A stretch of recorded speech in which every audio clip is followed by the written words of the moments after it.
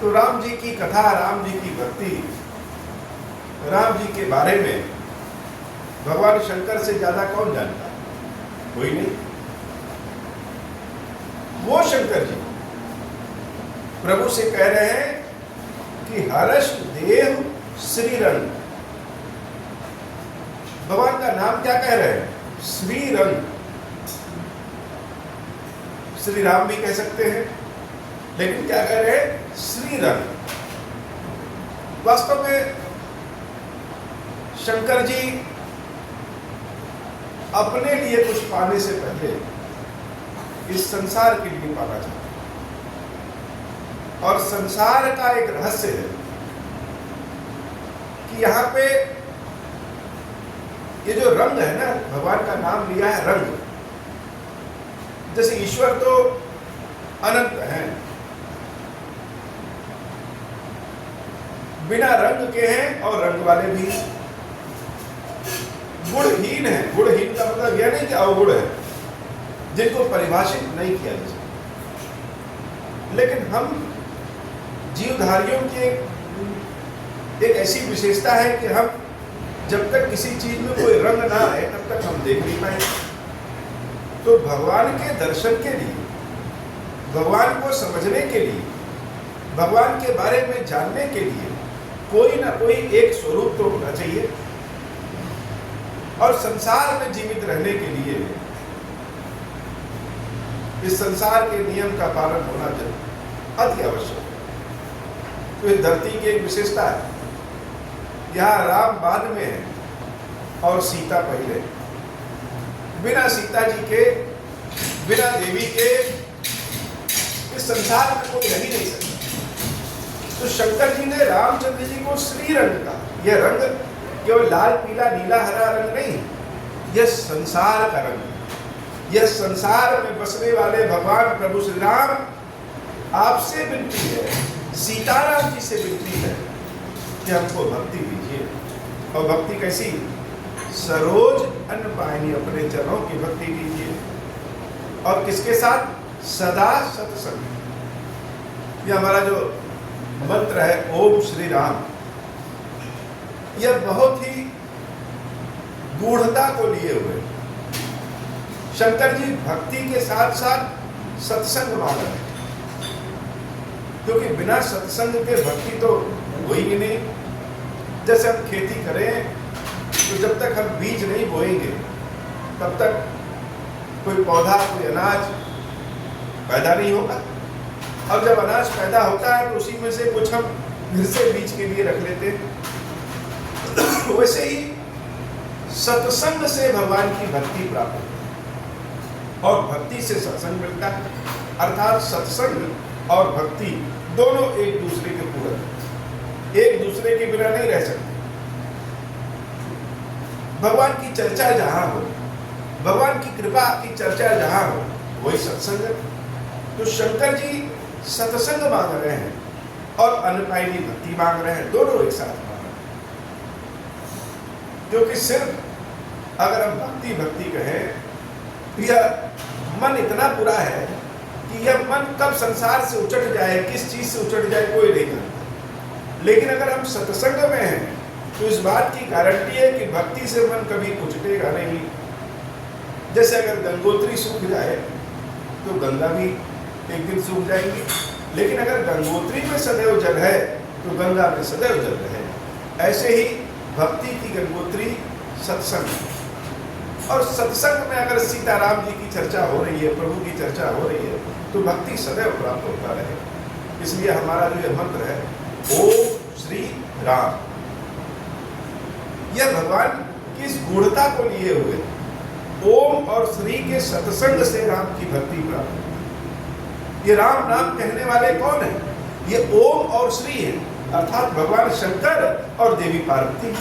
इन दोनों के सत्संग से हम राम राम राम राम राम राम करें तो राम को निश्चित प्राप्त कर लेंगे। लेकिन जैसे आपने कह दिया जाए कि आंवला खाइए, आंवला बहुत फायदेमंद है, तो क्या कच्चा आंवला खा सकते हैं? बहुत ज्यादा नहीं खा सकते। लेकिन अगर उस आंवले का मुरब्बा बना ले, आंवले का अचार बना ले, आंवले की चटनी बना ले, तो उसका सेवन ज्यादा कर सकते। ऐसे ही यह कलयुग है। इस कलयुग में हम सब के कर्म ऐसे नहीं हैं, हम सब के पुण्य इतने नहीं हैं कि हम लोग साक्षात राम राम राम राम राम राम कर सके। या हम लोग राम राम करेंगे ना तो करते करते थक जाएंगे, लेकिन अगर उसी आंवले में नमक मिला के चटनी बना ले, मुरब्बा बना ले, तो चटकारा लेके खाएंगे। तो राम में जब ओम श्री को जोड़ देंगे तो ओम श्री चटकारा प्रदान करते हैं, स्वाद बढ़ा देते हैं, शक्ति बढ़ा देते हैं और सत्संग का फल प्रदान कर देते हैं। उस सत्संग के फल के कारण राम की प्राप्ति हो जाती है और मन कभी डूबेगा नहीं। ये ओम श्री राम बड़ा अद्भुत है। विश्वास करके देखिए, ओम श्री राम कुछ भी कर सकता है। जिसने ओम श्री राम को धारण कर लिया, यह ओम श्री राम ऐसा है जो मन से चलने वाला है। जैसे पुष्पक विमान था जो मन की गति से चलता था, ऐसे ही हम कहेंगे ओम श्री राम से हमारी मनोकामनाएं कैसे पूरी हो, तो हम ओम श्री राम, ओम श्री राम, ओम श्री राम मन में भजते रहें, कहते रहें और जिस कामना के लिए हम कह रहे हैं उस कामना को सोच ले, वह कामना निश्चित रूप से पूरी होगी। ये शंकर जी का रहस्य है कि पद सरोज अन्न पायनी भगत सदा सत्संग। ओम और श्री के सत्संग से ही अन्न पायनी भक्ति, अन्न पायनी फल की प्राप्ति हो सकती। बरनी उमापति राम गुण हर्ष गए कैलाश, बरनी उमापति राम गुण हर्ष आए श्री खीरेश्वर, तब प्रभु कपिल दिवाए सब विद सुखवर प्रभुवास। मंगल भवन मंगलहारी उमा सहित भगवान के वन गमन से अयोध्या आने की कथा से लेकर और रामचंद्र जी के राज्याभिषेक तक की कथा का पाठ सुनने और पढ़ने का फल क्या होता है। राम जी जब सिंहासन पर बैठे अयोध्या आए, अयोध्या आने से लेके सिंहासन पर बैठने तक के जो पाठ है अगर हम उसको पढ़ें, जो कथा है अगर हम उसको कहें, अगर हम उसको सुने, तो फल क्या प्राप्त होता है। बहुत लोग को लगता है कि ये भगवान का भजन करने से हमारा जेब थोड़ी भरेगा, और बहुत लोग सोचते हैं कि भगवान के भजन अगर हम करते रहें तो हमारे कष्ट थोड़ी मिटेंगे। लेकिन सत्य, भगवान के भजन से सब कुछ प्राप्त किया जा सकता है। सुन खगपति यह कथा पावनी त्रिविध तात भव भय दानी। काकभुजुंडी जी महाराज कहते हैं, और जो काकभुजुंडी जी महाराज कहते हैं वो छुप के या डर के नहीं कहते, एकदम डंके की चोट पे कहते हैं। क्या कह रहे हैं? यह कथा पावनी, ये जो रामचंद्र जी की कथा है, ये जो राम कथा है, यह बड़ा पावन है। त्रिविध ताप भव भय दावनी। यह दैहिक, दैविक, भौतिक किसी तरह का कष्ट हो, तीन तरह के कष्ट हम लोग के जीवन में होते हैं, दैहिक, दैविक, भौतिक। दैहिक अर्थात शारीरिक कष्ट, जो हमारे कर्मों के नाते हमें कष्ट मिला है, शरीर को कष्ट मिल जाए, समाज में कष्ट मिल जाए, अपमान हो जाए, धन की कमी हो जाए, रोग युक्त हो जाए। और दैविक, दैविक अर्थात जो देवताओं के प्रकोप के कारण हमें कष्ट मिला, पिछले जन्म के हमारे जो पूर्व कर्म हो उसका फल हो, हमसे जो गलतियां हुई वो, और भौतिक सांसारिक कष्ट जो। तो राम जी की कथा सिर्फ सुनने से या कहने से ये तीनों तरह के कष्ट, दैहिक, दैविक, भौतिक, ये तीनों तरह के भाव, ये सब नष्ट हो जाता है। भाव भय धावनी, भय को दूर करने वाली कथा है। तो पहली बात तो कि तीनों तरह के शारीरिक, मानसिक, आर्थिक कष्ट दूर होते हैं। मन में किसी बात का भय है, वह भय दूर होता है। महाराज कर सुख अभिषेका, सुन्नत लहाई नर विरत विवेक। सीताराम जी का जो अभिषेक हुआ है, इसको सुनने से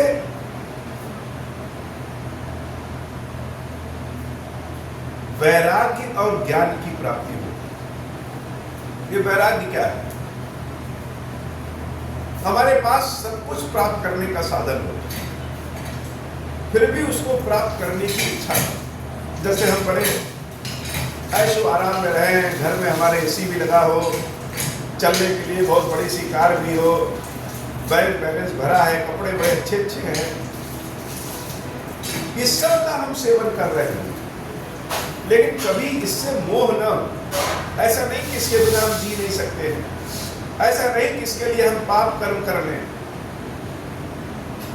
तो जब चीजों को रहते हुए भी उससे मोह उत्पन्न ना हो, राग उत्पन्न ना हो, कोई वैराग्य। वैराग्य का मतलब यह नहीं कि हम सब कुछ छोड़ छाड़ दें और घर से बाहर निकल जाए। इस कलयुग में संसार में रहते हुए भी मन का वैराग्य हो सकता है। तो राम जी की कथा, राज्याभिषेक की कथा सुनने से ज्ञानियों को वैराग्य प्राप्त हो जाता है और विवेक प्राप्त हो जाता है। विवेक अर्थात जो बुद्धि का ड्राइवर होता है। अगर बुद्धि हमारी कार है तो विवेक क्या है? विवेक स्टीयरिंग है कि हमको किधर ले जाना है। यह विवेक तुरंत निर्णय लेना सिखाता है कि हमको क्या निर्णय लेना है। जिसका विवेक जितना तेज है उसका इंग्लिश में कहेंगे कि माइंड उतना ही शार्प है। तो भगवान की कथा सुनने से वैराग्य की प्राप्ति होती है और विवेक की प्राप्ति होती है। अब लोग डर जाएंगे कि भगवान राम की कथा सुनेंगे अगर, तो ऐसा ना हो जाए हम वैरागी हो जाए, बाल बच्चों में मन ही ना लगे, घर छोड़ करके बाहर चले जाए, तो ऐसा नहीं। जैसे ओम श्री राम के जाप से हम अपने मन की इच्छा की कामना को पूर्ण कर सकते हैं, वैसे ही श्री सीताराम जी की कथा से, राम कथा से हमारी जो इच्छा है उसको प्राप्त कर सकते हैं। अगर आपने वैराग्य और विवेक की इच्छा होगी तो वह मिलेगा। और जो लोग सांसारिक जीवन में हैं, जो लोग गृहस्थी के जीवन में हैं, जो चाहते हैं कि उनको यश कीर्ति प्राप्त हो, जो चाहते हैं कि हमको सुख संपत्ति प्राप्त हो, क्या राम कथा सुनने से हमको सुख और संपत्ति मिलेगा? क्या बच्चों की सरकारी नौकरी लग जाएगी? क्या हमको बहुत बड़ा सा घर मिल जाएगा? यह सत्य है कि राम कथा सुनने से हमको वह सब कुछ प्राप्त हो जाएगा जो हमारी इच्छा हो। जे सकाम नर सुनहि जगावे, जे सकाम नर सुनहि जगावे। राम जी की कथा कोई अगर सुन रहा है या गा रहा है या कह रहा है या चर्चा कर रहा है और उसके मन में अगर कोई अभिलाषा है, सुख संपत्ति नाना विधि पावे। एक विधि से नहीं, अनेक विधियों से सुख संपत्ति आती है। ऐसा नहीं कि बस एक रास्ता आने का है और जाने के बहुत सारे रास्ते नहीं, अनेक विधियों से सुख संपत्ति आती है। यह जे सकाम नर सुनहि के गावै क्या है? यही ओम श्री राम, यही ओम श्री राम। ओम और श्री ही हमारे काम है, ओम और श्री ही हमारी इच्छा है और इसी से राम जी प्राप्त हो जाते हैं। इसी से राम जी की कृपा से ही ओम श्री भी मिल जाएंगे और ओम श्री की कृपा से राम भी मिल जाएंगे। तो राम विश्राम है, ओम और श्री गति। ओम और श्री की गति से हम क्या करेंगे? विश्राम की हो जाएंगे।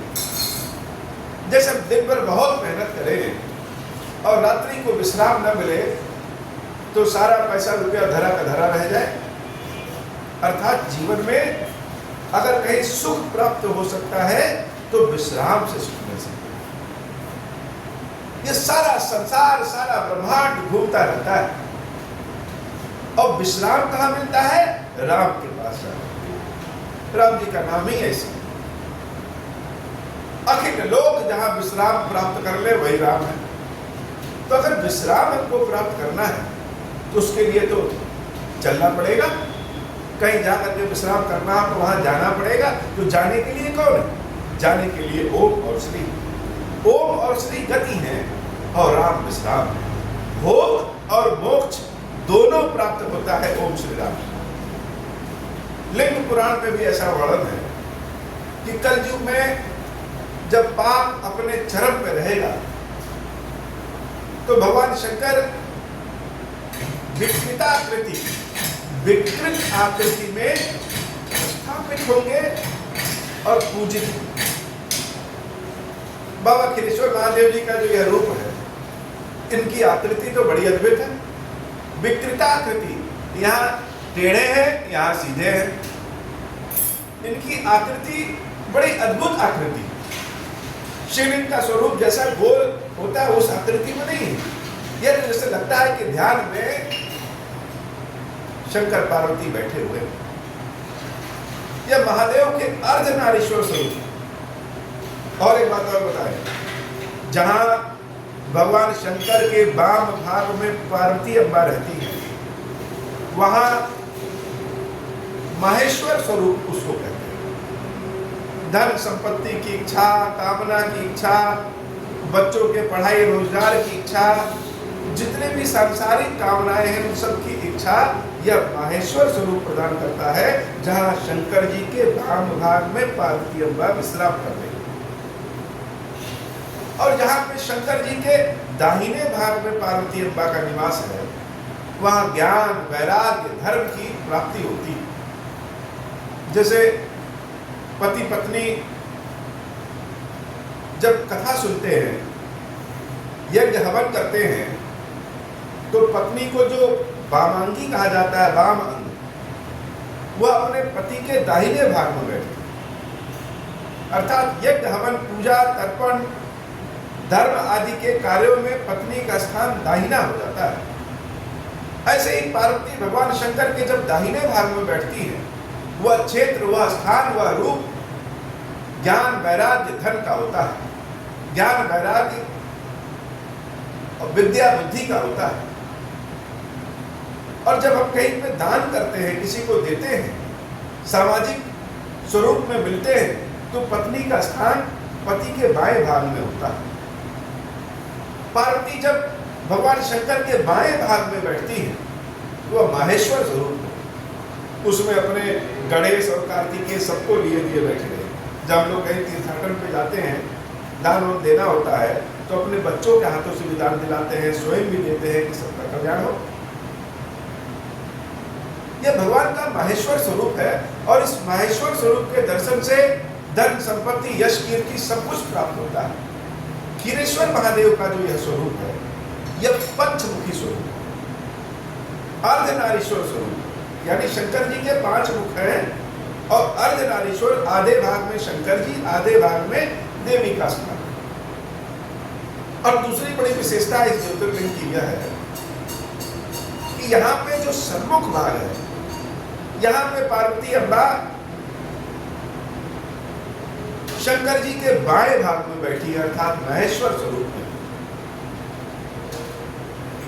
और यहाँ पे जो इनके पीछे वाला भाग है, वास्तव में इसमें कोई आगे पीछे तो है नहीं, मतलब जो भाग हमको दिख नहीं रहा, वहां पे पार्वती अम्बा शंकर जी के दाहिने भाग में बैठी। क्यों? क्योंकि यहाँ यह लक्ष्मी नारायण खीरेश्वर जी की तपस्या में, पूजा में, उनके नाम जप में लगी। तो जहां नाम जप में लगे हैं, वहां दाहिने भाग में विराजित होती है। यह ऐसा ज्योतिर्लिंग, बड़ा अद्भुत ज्योतिर्लिंग है। ओम श्री राम गति है और राम विश्राम है। सब कुछ प्रदान करने वाला यह ज्योतिर्लिंग है। जैसे राम कथा से सब कुछ प्राप्त हो जाए, जे सकाम नर सुनहि जे गावहि, सुख संपत्ति नाना विधि पावहि। अनेक विधियों से सुख संपत्ति मिलता है। और तो सुर दुर्लभ सुख करि जग माही, अंत काल रघुपति गुर जाहि। देवताओं को भी जो सुख प्राप्ति नहीं है, वह सुख राम कथा सुनने वाले राम कथा कहने वाले को प्राप्त होता है और अंत काल रघुपतिपुर जाई, और अंत में राम जी से साक्षात्कार हो जाता है। यही तो कह रहे हैं, ओम और श्री गति है और राम प्राप्ति है। ओम और श्री गति है और राम विश्राम है, सुख है। ये ओम श्री राम मंत्र का महत्व है, जो कि मानस में छुपा हुआ है, गूढ़ रूप से है।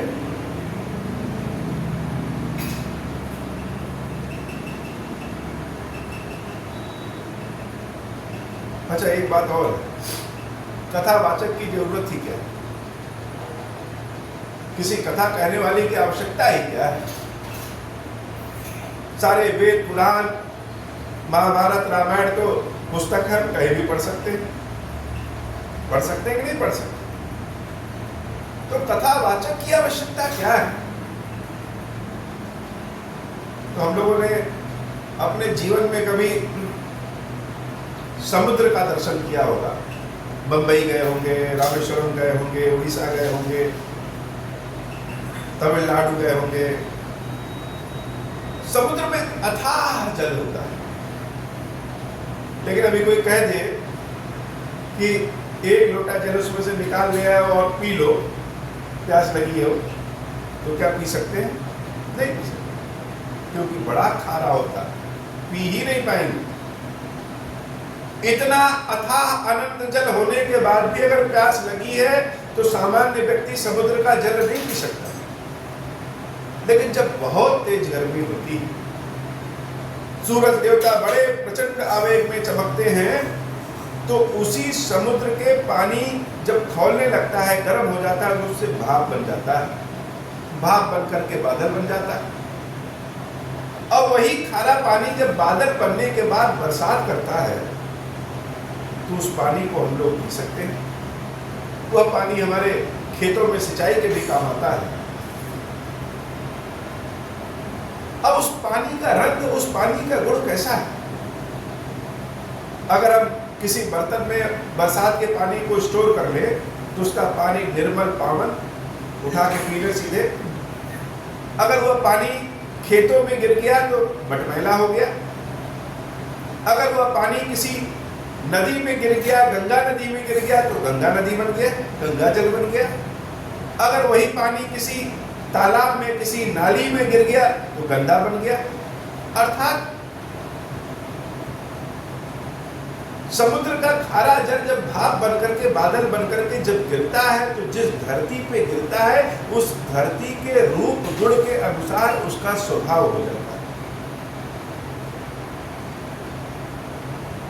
ऐसे ही ये वेद पुराण या रामायण महाभारत, ये क्या है? यह सागर है, समुद्र है। इनको अगर आप सीधे पीने जाएंगे तो इतने खारे हैं कि आप पी नहीं सकते। तो पी नहीं सकते तो क्या करेंगे? तब यहाँ कथावाचक का काम आता है। जब बहुत तीव्र गर्मी से वही बादल बनकर के जब बरसता है, तो बरसाने का काम कथावाचक है। कथावाचक उसी समुद्र के जल को छान करके, वाष्पित करके जब कथा के रूप में मीठा जल बना करके बरसाते हैं, तो सबके दृष्टि पटल, सबके मानस पटल, सबके हृदय पटल में जब वह जल गिरता है, तो मीठा जल होता है, उसको कोई भी पी सकता है। अब यह निर्भर करता है कि कथा सुनने वाले की बुद्धि पटल कैसा है। जैसे जिस धरती पे जैसा जल गिरता है, उसका स्वभाव वैसा ही हो जाता है। वैसे ही कथा सुनने वाले का मानस पटल किस बुद्धि, किस गुण का है, यह कथा भी उसी तरीके से पैदा करती है, उसी तरीके से हो जाती है। ये ओम श्री राम का जो गूढ़ रहस्य है, जिसको हम श्री राम कथा में देख सकते हैं, जो बाबा खीरेश्वर महादेव जी की कृपा से इसको मीठा बना करके आप सब तक पहुंचाने का काम महादेव जी ने हमको दिया है। यह इसलिए नहीं दिया है। सूर्य दुर्लभ सुख करी जग माही, मेरी बात को मान लो सब लोग। देवताओं को भी जो सुख नहीं मिलता, वह सुख ओम श्री राम के जाप से मिलेगा। और भोग भी प्राप्त करेंगे और अंतकाल रघुपति पुर जाहि, भगवान में जाकर के विश्राम भी मिल जाएगा। ओम श्री राम ही राम कथा है। शंकर जी पार्वती जी को जो कथा सुनाते हैं वह राम कथा। ओम भगवान शंकर श्री अर्थात पार्वती मिलकर के जो कथा सुनाते हैं वह राम कथा। मंगल भवन अमंगल हारी, उमा सहित जहि जपत पुरारी। देवी पार्वती के साथ पुरारी अर्थात भगवान शंकर जिसका नाम भजते हैं, किसका नाम भजते हैं? उसका नाम, जिसका नाम मंगल भवन, मंगल ही मंगल करे, अमंगल हारी, अमंगल का नाश कर दे। वह नाम कौन है? वह नाम तो राम है। तो शंकर के साथ पार्वती जिसका नाम भजते हैं, ओम श्री राम, वही तो है।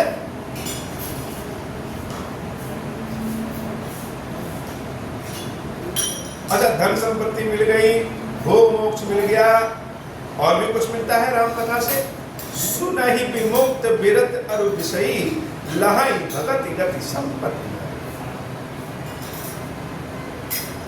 अगर इसको कोई पहले से ही बैरागी आदमी है, साधु सन्यासी है, वो राम कथा सुनते हैं, वो ओम श्री राम कहते हैं, या फिर कोई बहुत ज्यादा संसार में लिपटा हुआ है, विषयी है, वो सुनता है।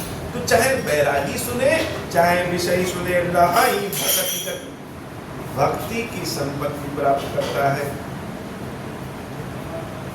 खरपति राम कथा में बरनी, सोमति विलास त्रास दुख। हे गरुड़ जी, भुसुंडी जी कह रहे हैं कि हे गरुड़ जी, ये राम कथा का जो मैंने वर्णन किया है, सोमति विलास, अपनी मन के अनुसार से वर्णन किया, मैं ऐसा बता रहा हूं। त्रास दुख हरणी, दुख का हरण करने वाली है राम कथा।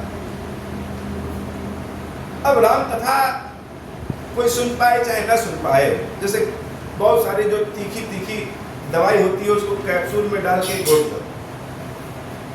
तो कलयुग है, कलयुग में ज्ञान नहीं है। अगर सोचे कि ज्ञान है हम ले लेंगे, नहीं है।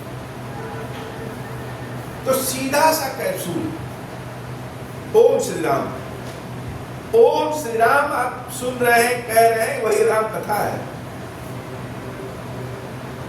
और इससे धन संपत्ति भी मिलेगी, भक्ति वैभव भी मिलेगा, भगवान की प्राप्ति भी मिलेगी।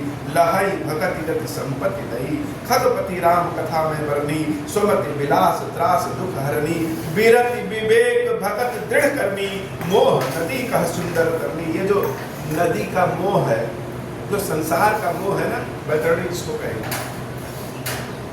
ये जीवन भर हम लोग भक्ति भक्ति की बात क्यों करते हैं? वास्तव में यह है, जैसे हम साल भर अध्ययन करते हैं, पढ़ाई करते हैं, और साल में एक बार परीक्षा होती है, उस परीक्षा में पास तो पास, फेल तो फेल।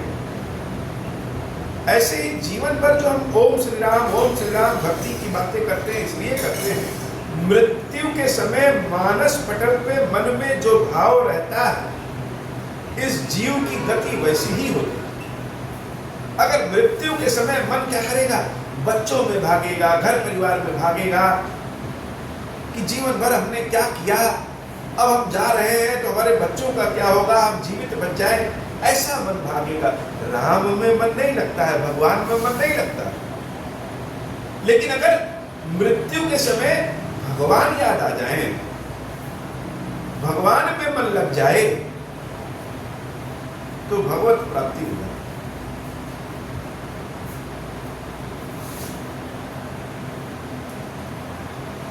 इसी बात को कागभुसुंडी जी कह रहे हैं, विरति विवेक भगत दृढ़ कर। अगर राम कथा आप सुनेंगे तो आपका विवेक, आपका वैराग्य इतना दृढ़ होगा कि अंत समय में भगवान में ही मन लगा रहेगा। मोह नदी कहा सुंदर तरनी, ये जो मोह रूपी वैतरणी है, इससे बड़े आराम से पार हो जाएंगे। नित नव मंगल कौशल पूरी, हर्षित रहि लोक सब पूरी, नित नई प्रीति राम पद पंकज, सबके जिनहि नमत शिव मुनि अज, मंगल बहु प्रकार पहिराए, द्विजन दान नाना विधि पाए, मंगल भवन मंगल हारी, उमा सहित जय जगत पुरारी, ब्रह्मानंद मगन कपि सब कहे प्रभु पद प्रीति, जात न जाने दिवस दिन गए मास षटवीति, मंगल भवन मंगल हारी, उमा सहित जय जगत पुरारी। इसलिए आंख बंद करके बिना तर्क वितर्क के,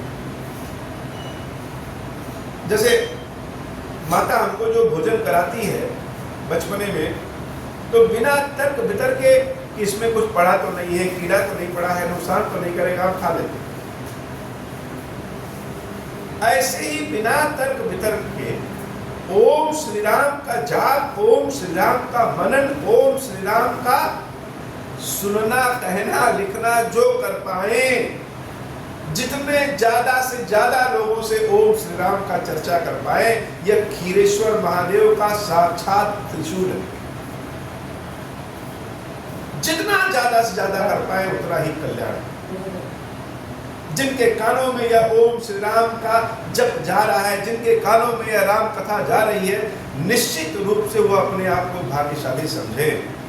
यह गूढ़ विद्या, यह ऐसा गूढ़ विद्या जिसके लिए ऋषि मुनि कई जन्मों तक तपस्या करते हैं, यह ऐसा गूढ़ विद्या ओम श्री राम श्री हनुमान जी महाराज की कृपा से, बाबा खीरेश्वर महादेव जी के आशीर्वाद से हम सबको इतने आराम से प्राप्त हो जा रहा है जैसे कि ऑक्सीजन प्राप्त हो गई।